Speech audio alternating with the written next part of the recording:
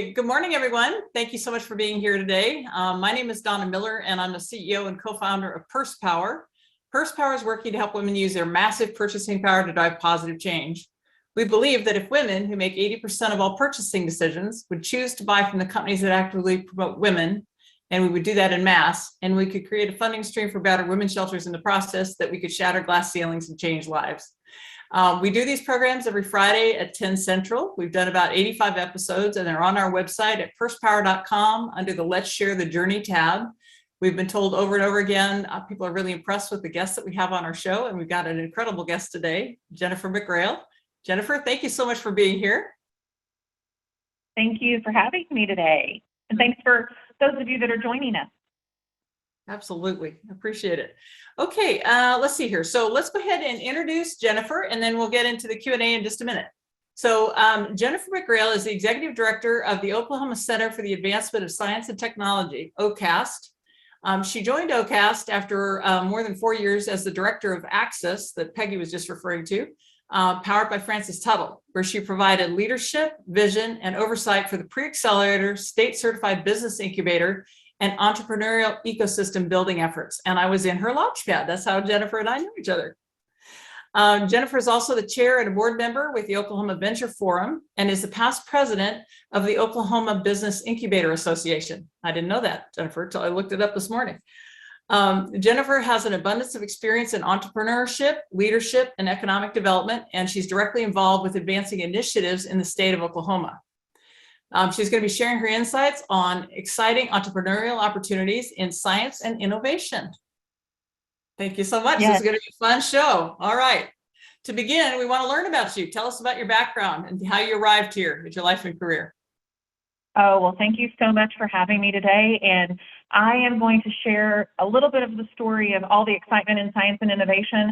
But when you look at my background, it's one of those interesting kind of journeys. I like to joke that sometimes I feel like I have been on the path of my career of being a Google map for a lot of different constituencies and groups. So one of the unifying factors of my background is I have always worked to help folks execute on really big ideas, whether that be for individuals or organizations, or establish innovative new businesses here within the state of Oklahoma. So a little bit about my background.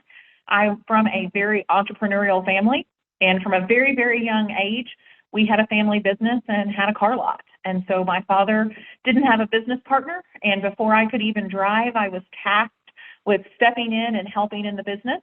And so from the age of 14 until I literally went away to college, my first job was going out, detailing cars and selling cars. And so my dad likes to joke that every skill set that I have goes back to the sales experience that he provided me.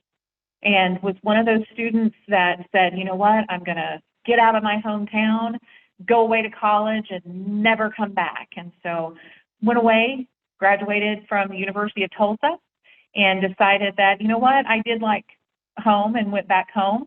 And my path has taken me through commercial insurance, working with small businesses, through spending some time at a university, being the second director of alumni relations in the university's history. So had the opportunity to take a program that had been in existence and transform the program, increase the number of active alumni that were involved with the institution.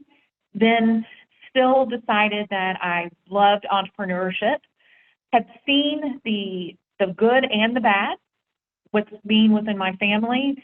So didn't want to necessarily go on my own path of entrepreneurship, but had a skill set that could really help others.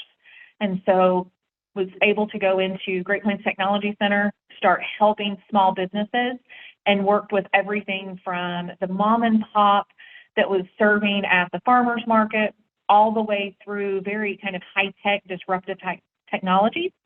And then from there, that's when my family, we decided to make a really big move and move out of my hometown. And Peggy on the call was one that hired me away from Lawton, Oklahoma. And I had the opportunity to come up to Francis Tuttle and inherit Launchpad, which was a phenomenal incubator, had clients such as Donna Miller and Purse Power in the facility.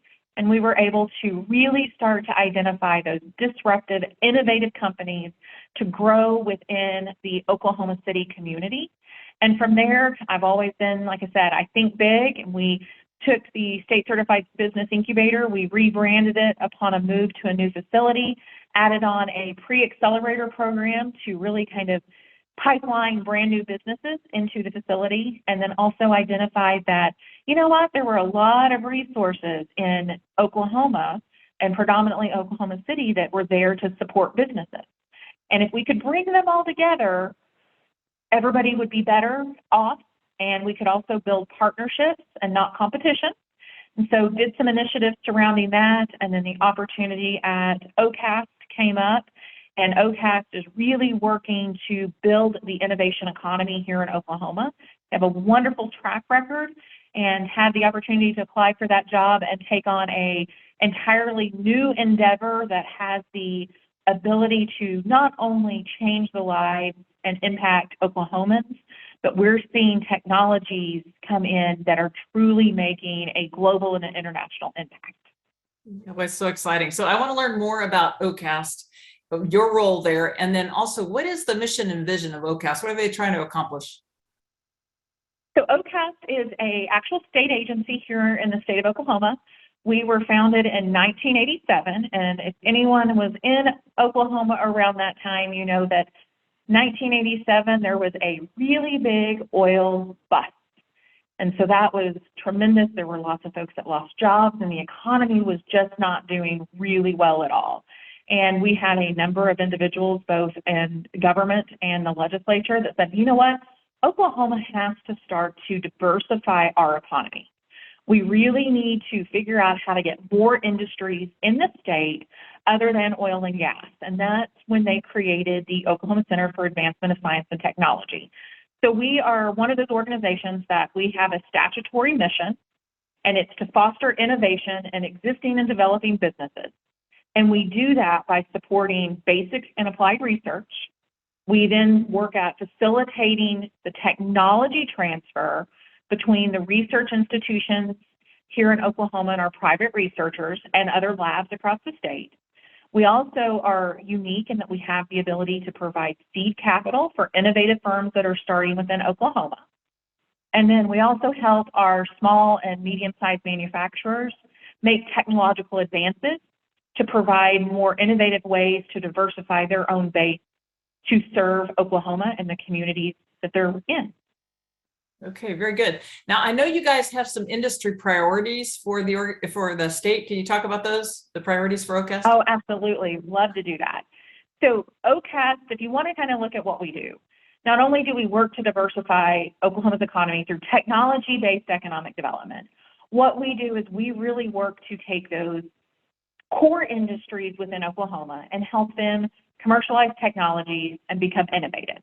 And we are currently working within kind of 3 pillars within the state of Oklahoma. And these are areas that Oklahoma has a really unique capacity in. It's either we already have infrastructure in regards to physical assets or knowledge assets, or we actually have true land mass and workforce that can service them. So the first one that we work in is really fun, and it's aerospace, defense, and autonomous systems. And so if you look across Oklahoma and you see the work that the Tulsa community and some of our tribal nations are doing in creating autonomous and drone ports. And then, of course, defense, you look at the number of Air Force installations and Fort Sill down in Southwest Oklahoma. Defense is a huge provider and driver of our economy. And then looking at Oklahoma City and what we're doing in this area in regards to biotechnology and life sciences. So you have the biotech manufacturing and the recent EDA Build Back Better win for the Oklahoma City area to really increase the capacity and provide that innovative resources and workforce to really not only grow our own businesses, but make us a player on a national market. And then the last one is we still are true to kind of some of Oklahoma's roots.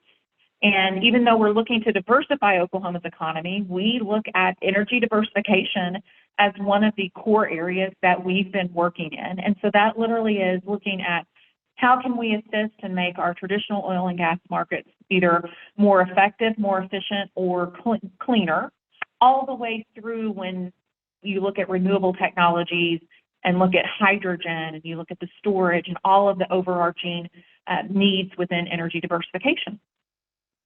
Okay, so I think what you're doing is really intriguing. And when you were talking the other day about some of the things the state is working on, I was like, oh my God, people need to know about this. So what are some of the biggest entrepreneurial opportunities you see in science and technology? And then I'm really interested in what opportunities you see for female entrepreneurs in particular in those fields. Oh, that's such a great question, Donna. So some of the biggest entrepreneurial opportunities in science and technology is, I have to say, look around you. I just named the 3 pillars that OCAST works in. And those are things that when you look literally in your day-to-day lives within Oklahoma and in a lot of our other states to say, you know what, there are opportunities to innovate. So I actually want to take kind of just a little bit of a second to kind of describe when I say innovation, or a lot of times when you look at those of us working in science, technology, and innovation, what we're meaning. So we throw those words around, but I think since COVID, innovation's become one of those other words that people really say, but they might not know what it means. So when we say innovation, what I'm referring to is that it's starting something new or changing something to make it better. So now let's take a look at how COVID has kind of impacted those entrepreneurial opportunities around us.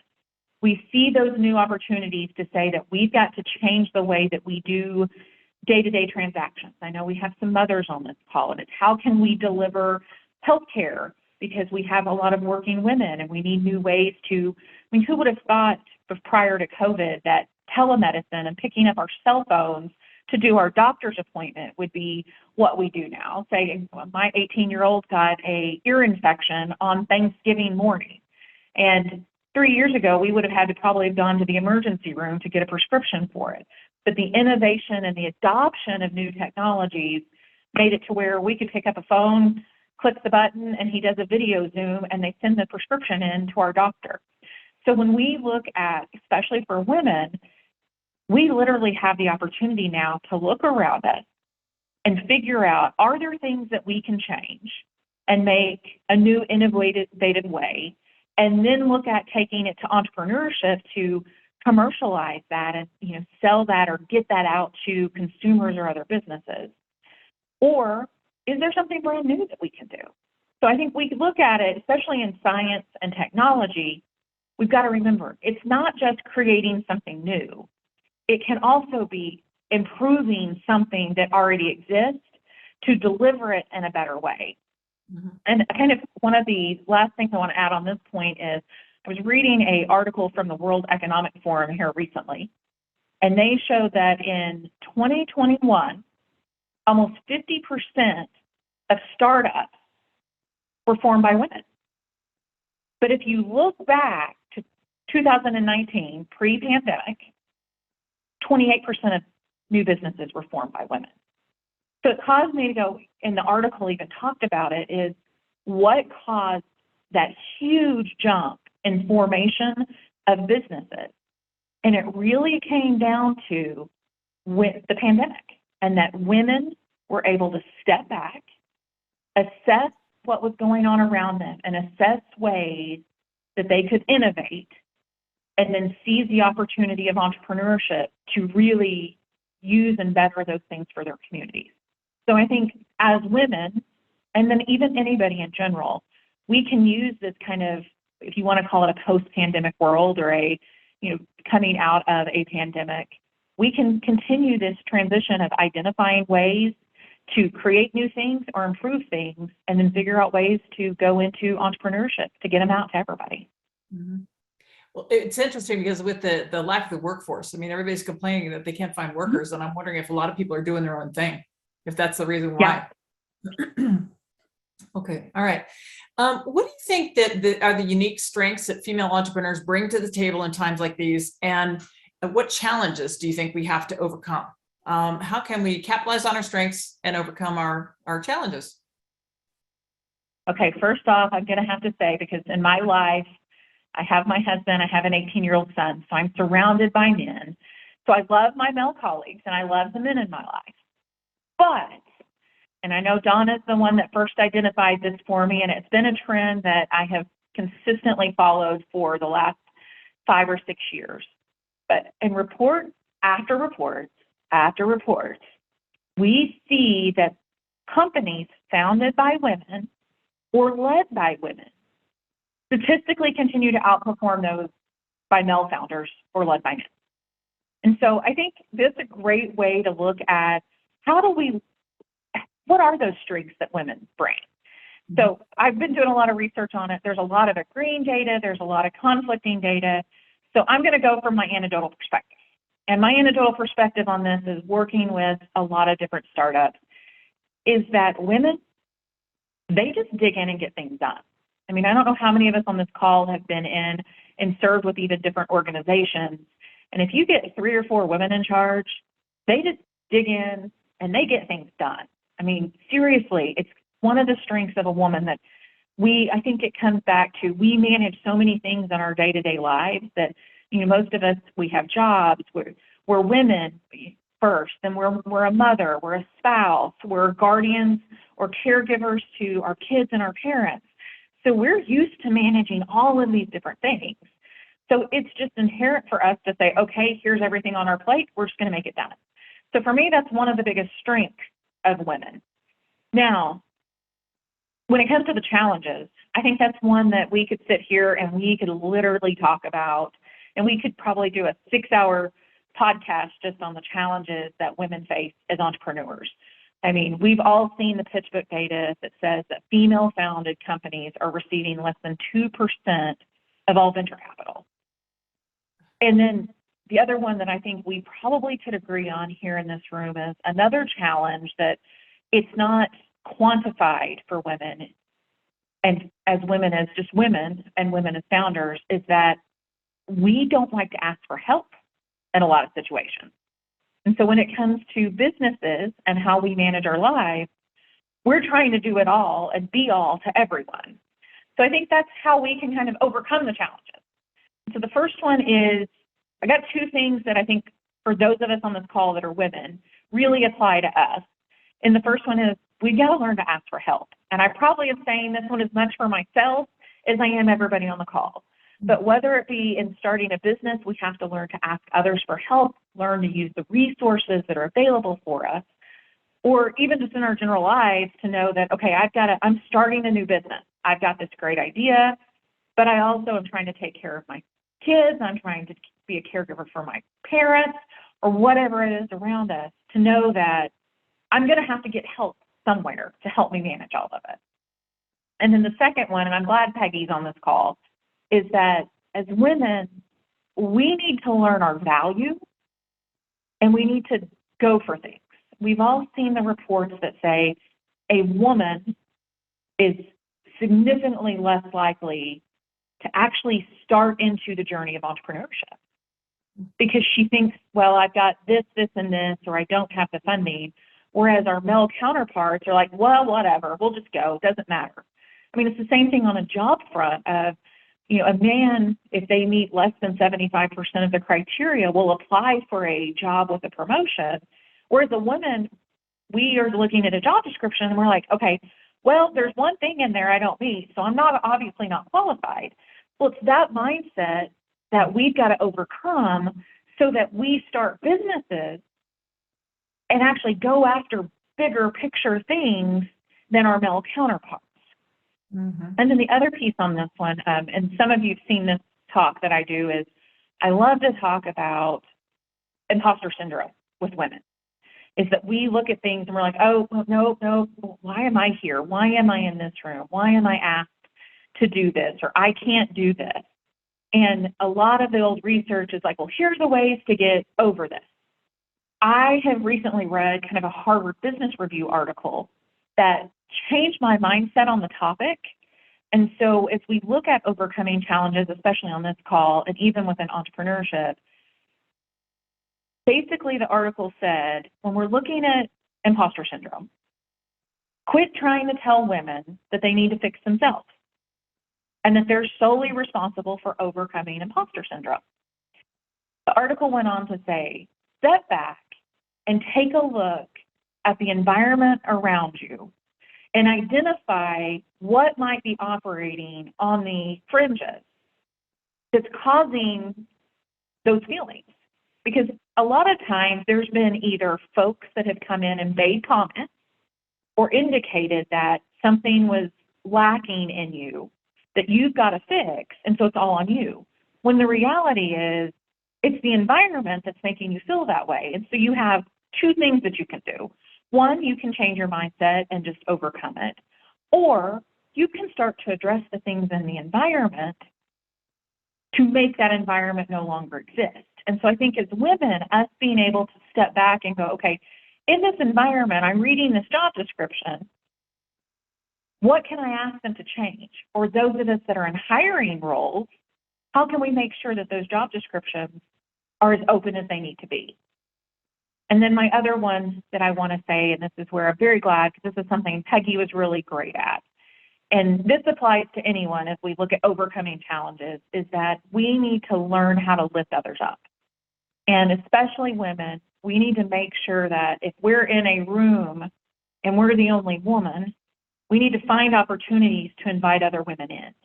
And that's when I think if you look at a lot of the opportunities and why women might not be receiving the same amount of venture capital as others, or women might not be employed in certain arenas, or women go into are not in fields like STEM.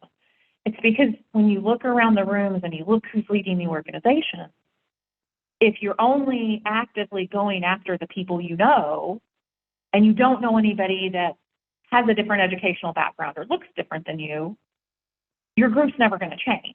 So as women or anyone, if we get the opportunity to make that identification and say, whoa, I'm the only woman in this room, I need to find some other women to make sure that they're invited in.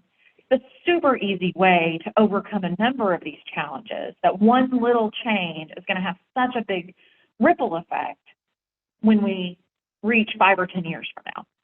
Yeah, no, I agree with you. I mean, we need to reach down, help people up rather than close the door behind us, right? If you get to the top. Yes. The other thing that was occurring to me, I know you're a coach also, is I'm constantly talking to people about the stories that they're telling themselves, that we need to challenge our own stories. And that's a part of the imposter syndrome, is we're telling ourselves a story that's not helpful to us, and we need to challenge it, right? That we are capable, we can do it. Yeah. Okay, let's see here. So it's been a rough couple of years for a lot of people. Let's see here. What do you think are the keys to resilience in times like these? And I don't know whether you think 2023 is going to be better or worse, but I mean, I think a lot of people are girding themselves for things. So tell me how you stay resilient. Oh, so one, I'm going to go back to a couple of these that I've said is, don't be afraid to ask for help. We all know that there are times that you need it. And then one that I in particular, and I see a lot, especially women entrepreneurs, there's two things that you've got to do to really stay resilient. The first one is women in particular like to get into what I call analysis paralysis. And it's that we have an idea, but we want to do the survey and make sure that we've calculated for every possible option and we know how it's going to play out. And so you have to not get into analysis paralysis and find one little thing that you can do to move yourself forward.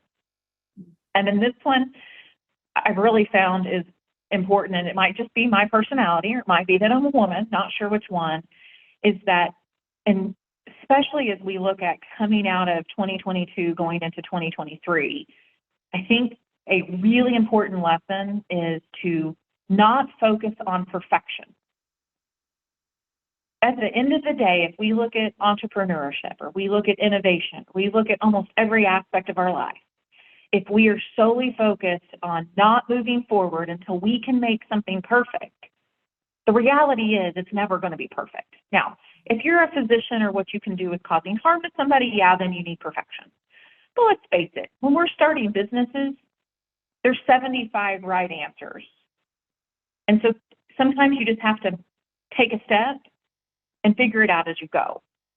And then two, my last one is, this is one as we look at, one, this being the holidays, and then two, I'm hopeful that 2023 is going to be one of those years where we settle into a new norm and we really take a lot of these new opportunities but we need to really start to take care of ourselves. And I can't tell you how many times, even in entrepreneurship and coaching, I've had to say, okay, hold on just a second. What do they tell you on an airplane about when the air mask falls? Well, the first thing they tell you is you put your own mask on before you put anybody else's on, because if you aren't there, you can't help those around yourself. I think those are really valuable lessons for all of us to take as we move forward. Yeah. No, that's a good reminder. That's a really good reminder. The other thing that I find as an entrepreneur is it feels like I'm being pulled 15 directions all at the same time. I'm drinking from a fire hose, and it's tough to not swirl in a circle, right? And figure out what the right direction is. I mean, so tell me how you stay focused and effective, or how you coach entrepreneurs to do that. First, I'm going a moment of full transparency and disclosure is I think this is something that me personally, I still continue to work on. I mean, I'm looking forward to next Friday to get my email inbox under control, because there's no meetings, and frankly, it's out of control. But the first thing is, this is where I coach, and I try to focus on this myself, is you have to find something that works for you. Just because I might like emails and folders and I live and die by my calendar doesn't mean that's going to work for everyone. You have to try things and find literally what's going to work for you and your learning style and your lifestyle. The next one I'll say is, when you feel like you're drinking from a fire hose, is you've got to learn to give yourself grace and realize that that goes back to that perfection. Don't focus on perfection. I mean, I hate to say it, is we've all, been, those of us, especially in professional categories, Jim Collins' good to great has been kind of beat into us. But sometimes you have to become okay that good is good enough, and know when you need to focus on greatness, or when good just gets you by with where you need. Because if you focus on trying to be great in everything, if you are able to accomplish greatness in everything, please come see me. I will buy your book. I will pay for you to do whatever. Because frankly, I don't think it happens. I think we have to really know what we can do to make the impact. And some days it's just really to get by and survive. And then the other one, and I'm still learning this, and I said I need to figure out how to go on the motivational speaking talk on this subject alone for women, is learning that no is a complete sentence, and learning when to say no. Because I think everyone on this call would probably agree with me, is once people and organizations find out that you will say yes, and that you will show up, and that you bring energy, ideas, enthusiasm to a room or a group, you're going to get a lot of opportunities. And that's when you've got to say, okay, I've got 35 other things going on. How important is this? And so sometimes literally as women saying no and not following it up with anything is a lesson we all need to learn how to say, so that we can maybe take it down to 12 fire hoses instead of 15 fire hoses that we're drinking out of. Yeah. And I don't know about you guys, be thinking of your questions. I'm going to ask you back on camera here in just a second. But also, I don't know about you, but I have trouble prioritizing myself or even my family over others. You know what I mean? I'll put others first, and that's a tough thing for me. It feels it's selfish or something to not do that. It is hard to do. I actually had a conversation with my husband here last week that I said, I don't remember what the situation was, but we're sitting at the dining room table, and I said, I've got to figure out a way to make it feel like I'm not just giving you the crumbs. Because if, as a woman, you have so much capacity, and when you give so much to certain aspects of your life, there comes a moment where, not everything can be great. And so you have to have supportive people around you to basically go, okay, I understand you're giving me the crumbs, but I'll bring you to reality when we need more. Yep. Yeah. All right, guys, I want you to come back on camera, if you would, please, and turn on your mics. And then the one thing I wanted to just pass on is Fred Green, your predecessor. He had this methodology where he would take and do a to-do list every morning, right, of the top things that he needed to get done. And what his key was every time you get distracted, go back to one, go back to one, go back to one until you get it done. Then go back to two. And I mean, I think that just something that simple was helpful, right? to stay on track. Okay, guys, please do go ahead and turn on your cameras. And what questions or comments do you have about our discussion so far? Love your insight. I've just taken a lot of notes. Perfection. I like what you had to say about perfection, because that's me. Oftentimes I'm up, not wanting to go to bed till everything's not perfect, but I like to get up and it's in order. I don't like to get up and try to get it done. That just sets me off. But I like what you're saying. You can't be great at everything. And I feel like I've given my husband crumbs a lot of years teaching, full time. Right. Well, we need to start the spouses group. There you go. Well, I mean, and I had a colleague that was a six-figure person, mid-six-figure person, and they were putting their career at first and their job first. And I mean, it's all fine. It worked for them and their family. But what if you get to the end of your life and you regret those times, right, that you did spend to your family? Because nobody wants to be known for how much they worked on their deathbed, Exactly. Yeah. Yeah. No one. Yeah. And I think it's looking at the ladies that are on this call. I think this is probably a really good topic to talk about, because a number of us are in professions where we get to see the impact of the work you do. So it's looking at that. I don't want to be known as the person who overworks and that's it. But I mean, I look at what we do with OCAST and the types of innovative technologies within those three fields that we serve, and you see the impact and the stories that we tell. I mean, who would have known, if you've seen something, the Da Vinci robot surgical camera that is used all across the world to do very small incisions, to do significant surgeries, the lens in that robot is made in Oklahoma. Wow. And was funded to create that technology here in Oklahoma. And so we've got so many of these little pieces that the impact that Oklahomans are able to make is just, I mean, it's really mind-blowing. It's really mind-blowing. Just going back to tell us your story. The stories are, impactful. But where is this made? I don't know. The lenses, where are they made? You said in Oklahoma. Where in Oklahoma? In Tulsa. Tulsa, okay. It's in Tulsa. They make a lot of the lenses and a lot of your surgical devices were researched and developed and are manufactured right here in Oklahoma. Huh. I mean, and it comes from innovators looking at those opportunities and figuring out how can they create something new that's going to solve a problem, or how can they make something that already exists even better to service more people. And I know Darcy's on the call, and Darcy's on the call, and she sees the same ideas coming through that have not only just impact in Oklahoma, but are truly saving lives and changing lives. Because I had robotic surgery, and the recovery was just incredible. How much faster. People were just going, really? It was. I got to experience that. So. And those autonomous vehicles, you didn't say much about that, but I mean, aren't we planning on becoming a hub nationally for that? So we are, absolutely. The Tulsa community and kind of Northeast Oklahoma has a EDA Build Back Better grant to build out a lot of the drone and autonomous capacities.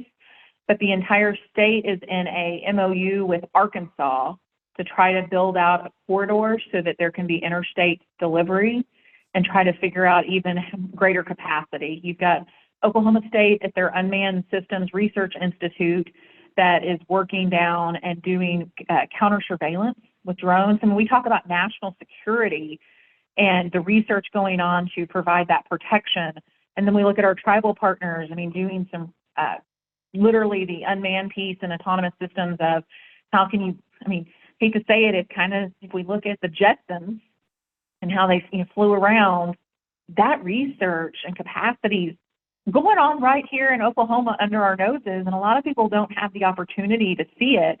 That's where I say most days I have the best job in the world, because I get the opportunity to see all this really cool stuff that's going on right here in Oklahoma.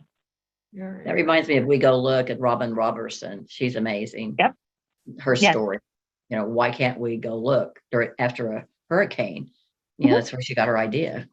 And with the partners Well, too. I know this podcast is going to eventually have on Sharina Perry with Utopia Plastics, and her story is amazing.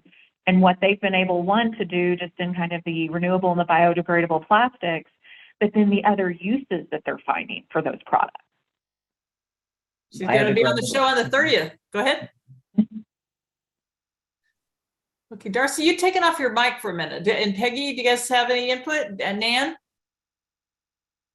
Oh, I was just gonna say, like, I know Jennifer has this too, where like if you're wearing multiple hats within an organization, like I am right now, like I'm just struggling with how to like allocate my time per hat, if that makes sense, and not just like fighting the fire in front of me at the detriment of like some of my other, you know, roles and responsibilities. So I'm just curious, Jennifer, I know you haven't had a year to settle into your role, but just so far, like tell me a little bit about wearing those multiple hats and just how you manage.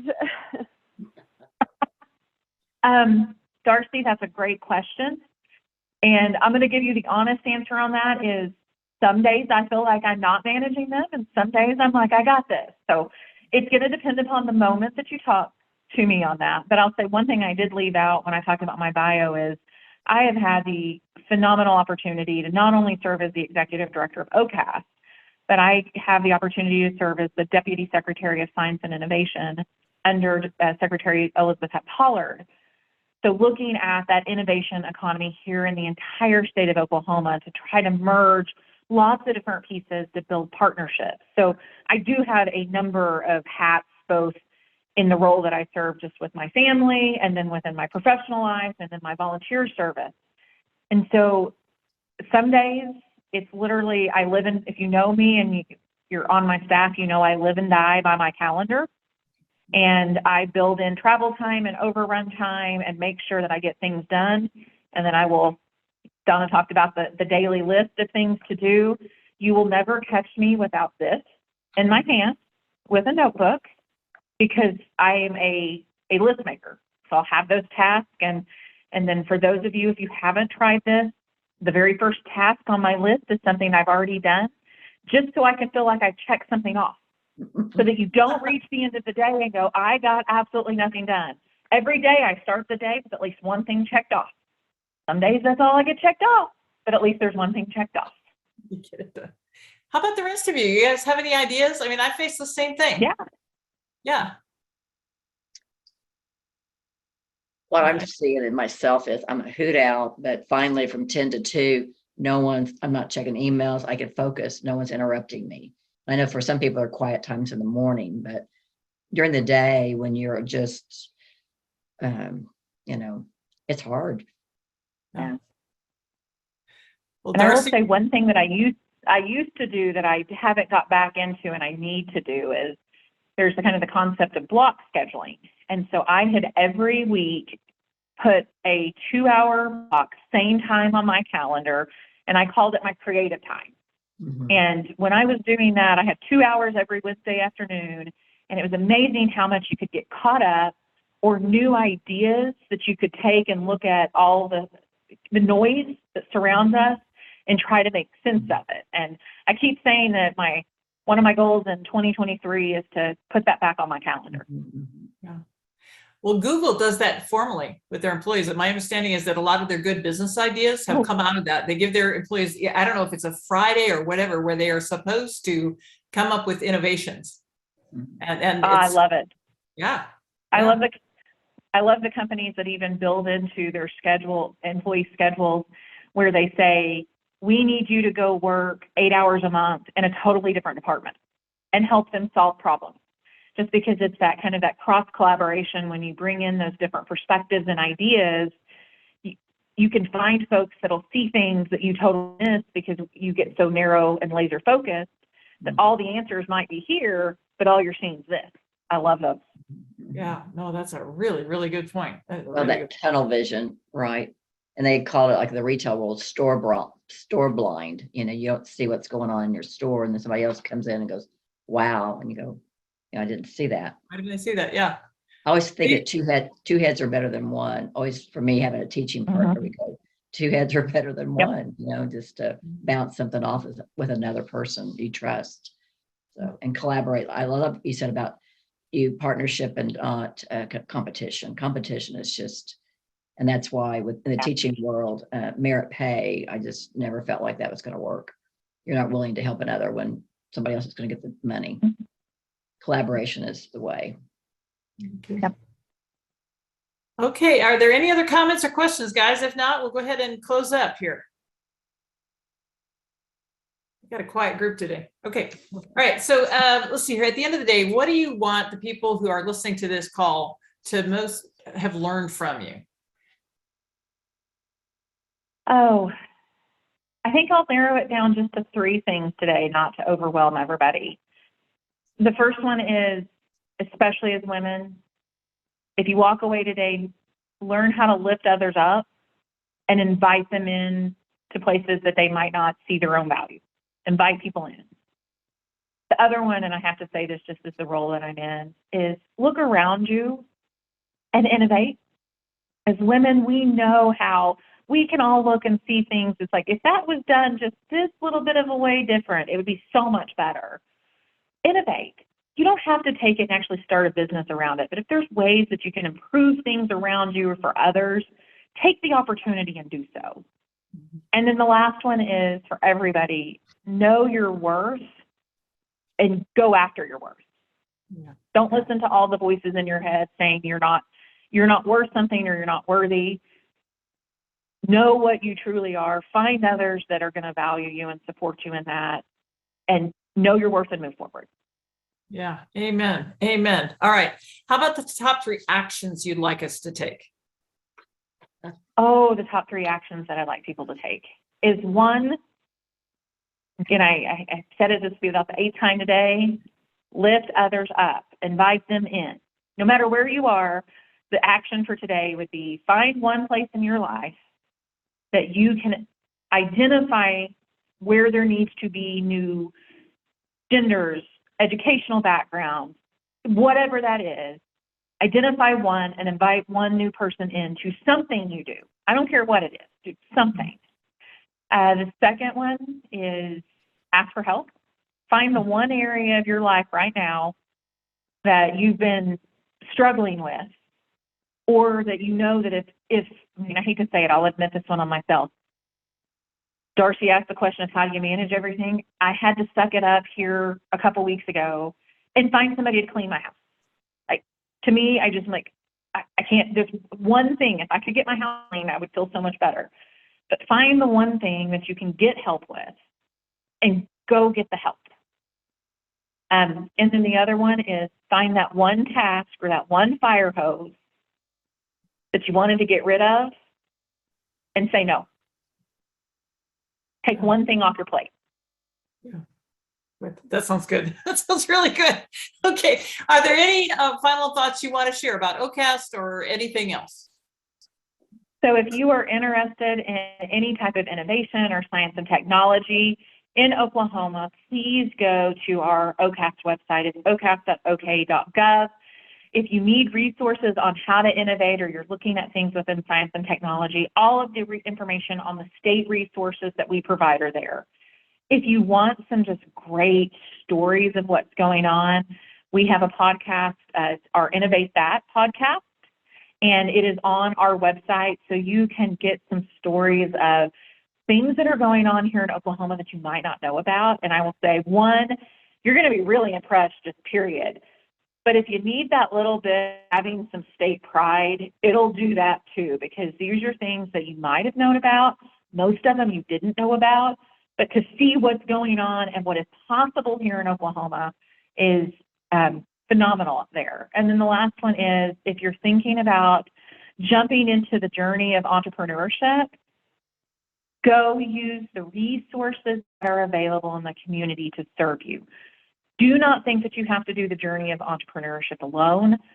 If you have questions and you're like, I don't know who to turn to, call me. My email's on the OCAST website. You can find me on LinkedIn. I would be more than happy to connect you to the resources. I mean, I'm sitting right now in The Verge because we were doing a holiday ecosystem party with all of the resources that help small businesses here in Oklahoma. If you're in Oklahoma and you've got a really cool, innovative idea, we've got 3 new accelerator programs that are stood up. You've got Generator. We have one called Ag Launch Oklahoma that's for our rural community.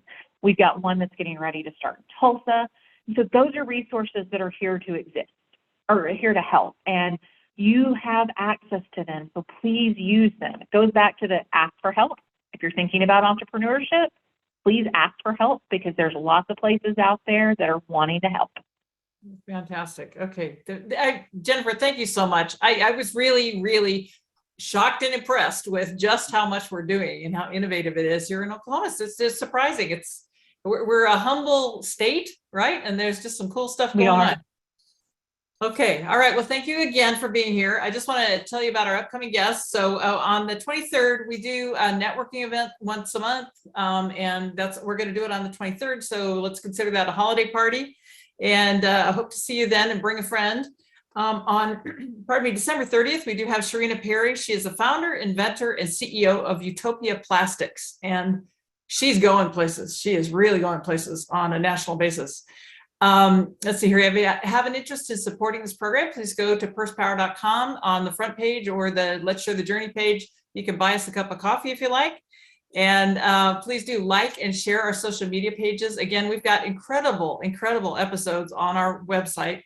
Just go there, and then we got about 85 of them of major people across the US that you can learn from. Please let your friends know about this webcast that we do every Friday.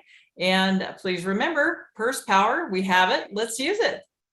Anything else? Thank you, Jennifer. Thank you so much. Thank you so much, you guys. And Take care. Have a nice resources. weekend. You too.